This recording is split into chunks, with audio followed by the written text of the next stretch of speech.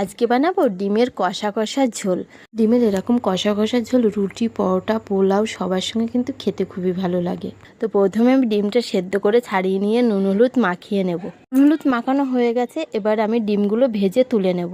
ডিমটা আমার ভাজা হয়ে গেছে, এবার আমি আলুটা আগে কেটে রেখেছিলাম, সেই আলুটা ভেজে তুলে নেব। আলু ভেজে তুলে নিয়েছি। এখন ওই তেলের ভিতরে দিয়ে দেবো সাদা জিরা, তেজপাতা, একটা দারচিনি দিয়ে আমি পেঁয়াজ দুটো বেটে রেখেছিলাম, ওই পেঁয়াজটা একটু ভেজে নেব। পেঁয়াজটা আমার ভাজা হয়ে গেছে।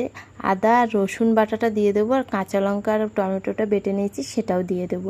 গুঁড়ো মশলা দেবো, নুন, হলুদ, জিরে গুঁড়ো, একটু লঙ্কা গুঁড়ো দিয়ে দেবো 1 চামচ চিনি। আর এই চিনি দিলে মশলাটা বেশ কালার সুন্দর আসে, আর খেতেও কিন্তু বেশ ভালো লাগে। মশলাটা একটু ভাজা হয়ে গেছে, এবার আমি দিয়ে দেবো আলুটা দিয়ে বেশ ভালো করে একটু কষাবো যতক্ষণ না তেল ছাড়া ছাড়া হচ্ছে। হওয়ার পরে আমি জল দিয়ে দেবো। যেই ঝোলটা ফুটে যাবে তখন ডিমগুলো দিয়ে একটু ফুটিয়ে নেব। ফুটানোর পরে দিয়ে দেবো গরম মশলা দিয়ে নামিয়ে দেবো। বন্ধুরা দেখো, আমার ডিমের ঝোল হয়ে গেছে, আর কালারটা কি সুন্দর এসেছে, খেতেও কিন্তু বেশ ভালো হয়েছিল। তোমাদের কেমন লাগলো বন্ধুরা, ছোট্ট একটা কমেন্টে জানিও।